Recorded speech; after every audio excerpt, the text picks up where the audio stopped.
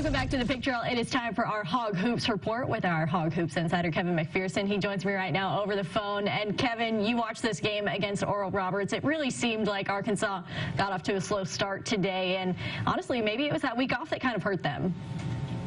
You know, it could be, but listen, Tara, this is a mid-major program that's already put scares on the road against Oklahoma State and Wichita State, lost both of those close games by 5 points. And Arkansas came out and dominated the glass from the start, jumped out 6-0, were plus 13 at halftime. I think part of Arkansas's problem was they missed a lot of layups in that first half. They kind of bailed themselves. They kind of bailed out ORU defensively and took a lot of threes instead of really attacking this team. Because when you can beat up a team as much as Arkansas did, rebounding the ball like that, you should be able to have your way physically and maybe get a little closer to the basket. So I thought credit ORU in that first half. Took a 10-point, couple of 12-point leads and led by 10 at the break. It's the first time Arkansas has trailed all season at halftime.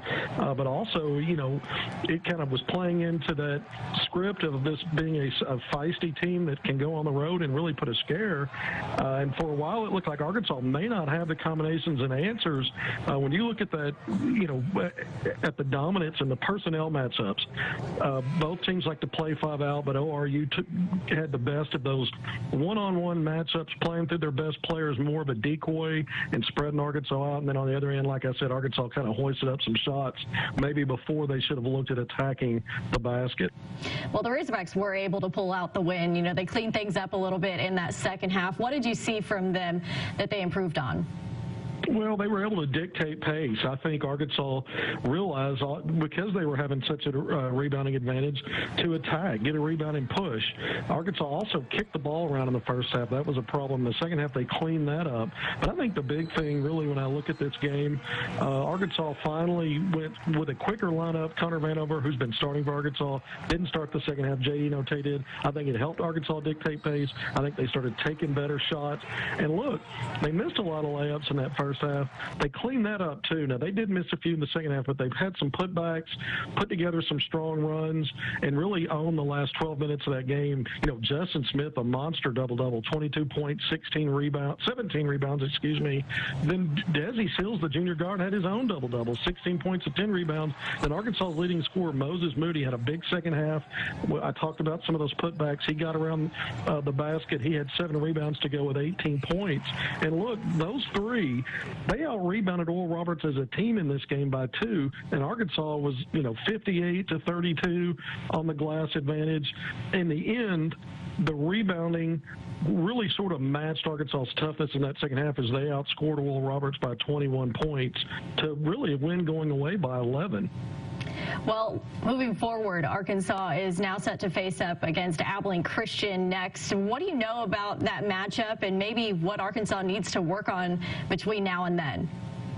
Well, it's 2 days, so they're not going to have time to do much. But I'll say this. Abilene Christian is 7-1. This is the only team in non-conference before Arkansas gets into SEC play to have a winning record. And the lone loss was a 7-point loss at Texas Tech, one of the better Big 12 teams and one of the top programs in the country. So this is a team that can give Arkansas a game and potentially come in and steal one. Arkansas just tasted that sense of we may be in trouble today. And I think that will help the Razorbacks actually.